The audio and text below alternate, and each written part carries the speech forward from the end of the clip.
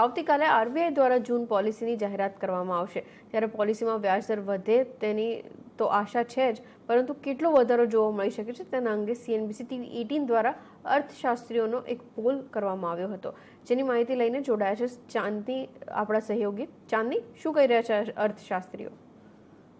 જી, સૌથી પહેલા તો આપણે વાત કરીએ કે અપેક્ષા શું બની રહી છે, પોલિસીથી અપેક્ષા શું છે. તો આરબીઆઈ ગવર્નરના શબ્દોમાં જ અગર આપણે કહીએ તો રેટ હાઇક તો થશે, પરંતુ કેટલો થશે અને કેટલો ઝડપથી થશે એના પર આપણે ખાસ જોવાનું છે. તો આપણે જે અર્થશાસ્ત્રીઓનો જે સર્વે કર્યો છે એના પર સૌથી પહેલા એમના મત મુજબ શું છે કે કેટલો થશે, તો 50-50% તમને અહીંયા દેખાય છે. 25 થી 50 બેસિસ પોઈન્ટનો જે છે વધારો થશે એવું 50%નું માનવું છે, અને જે બીજા છે રિમેઇનિંગ 50% એવું માને છે કે 50 બેસિસ પોઈન્ટ્સનો વધારો થશે, રેટ હાઇક થશે. તો અહીંયા લગભગ મેજોરિટીનું માનવું છે કે 50 બેસિસ પોઈન્ટનો વધારો થશે.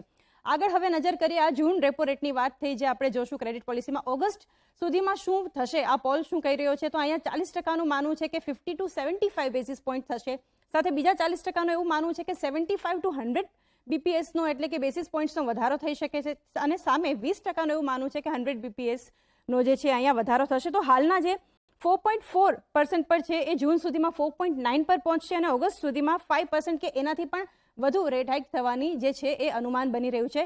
આજે અર્થશાસ્ત્રીઓ પાસે જે સર્વે કર્યો એમાં કહીએ તો હવે આગળ નજર કરીએ આપણે કે 31 માર્ચ સુધીમાં, એટલે કે આ ફાઇનાન્શિયલ યર પતશે ત્યાં સુધીમાં રેપો રેટની શું પરિસ્થિતિ હશે. તો અહીંયા 10% એવું માને છે કે આશરે 5.5% પર પહોંચશે, 30%નું માનવું છે કે 50.50% થશે, સાથે 5.6%નું પણ માની રહ્યા છે 30%, અને એની સાથે 10%નું એવું માનવું છે કે 5.90, અને સાથે 20% એવું માની રહ્યા છે કે 6%થી પણ વધારે અહીંયા પહોંચી શકે છે. તો આના વિશે જે છે ફાઇનાન્શિયલ યરના એન્ડ સુધીમાં શું થશે એ અહીંયા બની રહ્યો છે મત.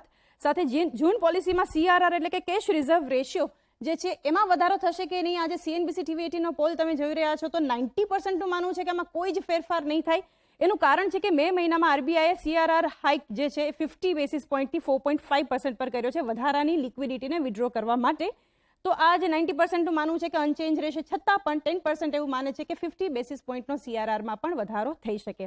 ત્યારબાદ સ્ટાન્સ પર અગર આપણે જઈએ તો આરબીઆઈનું સ્ટાન્સ કેવું રહેશે, વલણ કેવું રહેશે, એમાં કોઈ ફેરફાર રહેશે કે નહીં. 70% મેજોરિટી એવું માને છે કે અનચેન્જ રહેશે, સાથે 20%નું માનવું છે કે ન્યુટ્રલ, અને 10%નું એવું માનવું છે કે અહીંયા કેલિબ્રેટેડ ટાઇટનિંગ. કેલિબ્રેટેડ ટાઇટનિંગનો મતલબ શું છે કે જે આપણે લિક્વિડિટીની વાત કરી એ આરબીઆઈ ધીમે ધીમે સિસ્ટમમાંથી ઓછી કરશે, પરંતુ આ જ પોલિસી પર એના પર જાહેરાત થશે એવું માત્ર 10%નું માનવું છે. કરશે, પરંતુ આગળ પણ આ વસ્તુ થઈ શકે, પરંતુ આરબીઆઈ અહીંયા ગ્રોથને સપોર્ટ કરશે એ નક્કી છે.